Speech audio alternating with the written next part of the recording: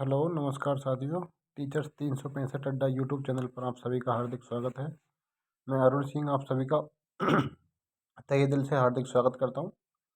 तो दोस्तों आज हम आपके बारे में आरआरबी एनटीपीसी सिलेबस 2024 के जो सीबीटी 1 और सीबीटी 2 होने वाले हैं उनके जो डिटेल सिलेबस है उसके बारे में डिस्कस करने जा रहे हैं। तो देखिए दोस्तों जो एनटीपीसी का सीबीटी 1 होगा उसके अंदर क्या सिलेबस रहेगा। आपको एनटीपीसी के सीबीटी 1 के अंदर मैथमेटिक्स के आपको 30 क्वेश्चन देखने को मिलेंगे और वो 30 मार्क्स के होंगे, यानी कि प्रत्येक क्वेश्चन 1 मार्क्स का होगा। ठीक है।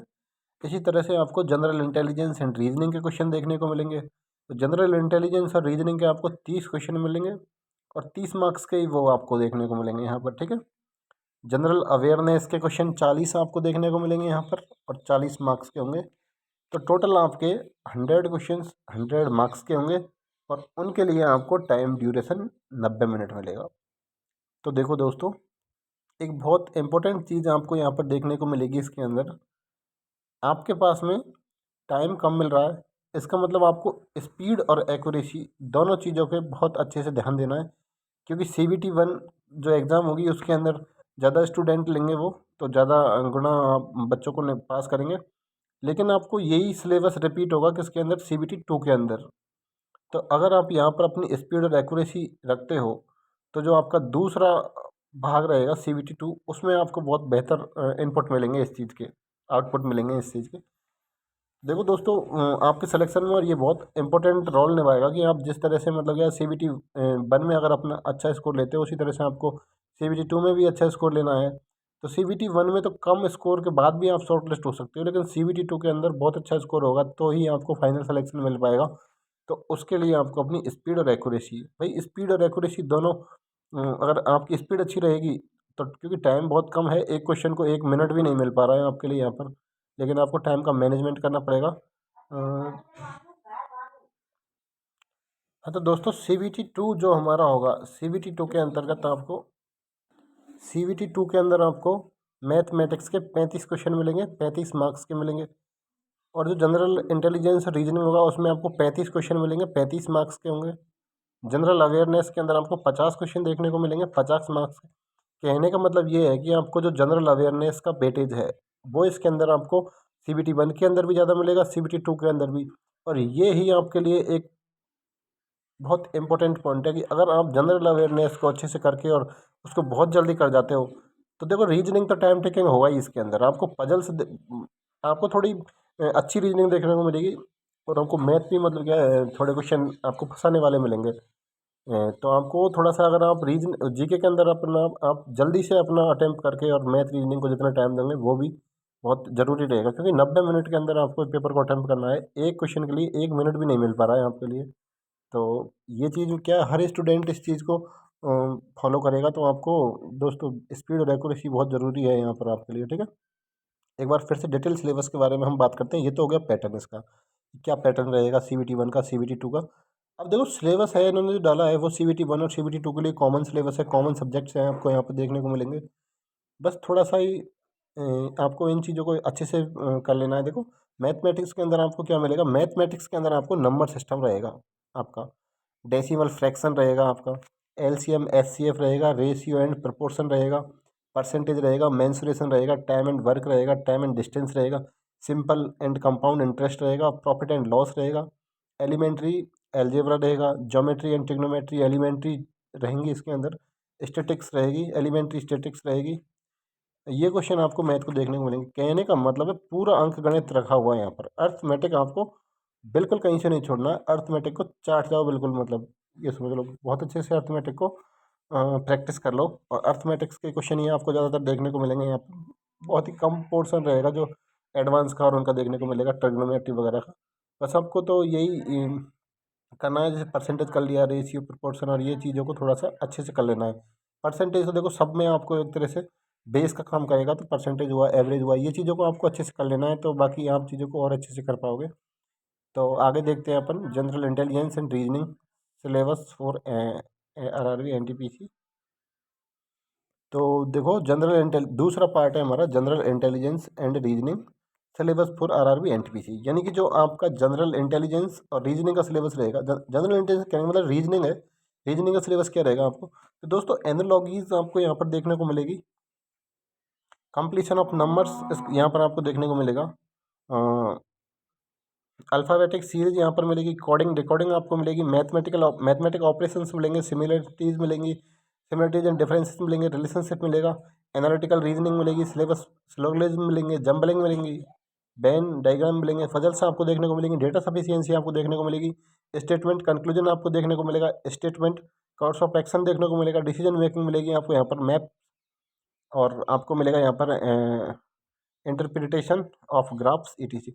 तो दोस्तों यहाँ पर आपको कहने का मतलब अच्छी रीजनिंग देखने को मिलेगी। इसके अंदर ज़्यादातर आपका जो भाग रहेगा वो आपका जैसे देखो ये चीज़ें हैं अपन का conclusion and statement and conclusion, statement course of action, decision making, ये चीज़ें आपको क्या होगा, पजल्स, ये चीज़ें फंसाने वाली मिलेंगी आपको। डेटा सफिशियंसी, इनके अंदर आप क्या पूरी तरह से श्योरिटी नहीं हो सकती इसके अंदर, तो स्टूडेंट फंसेंगे।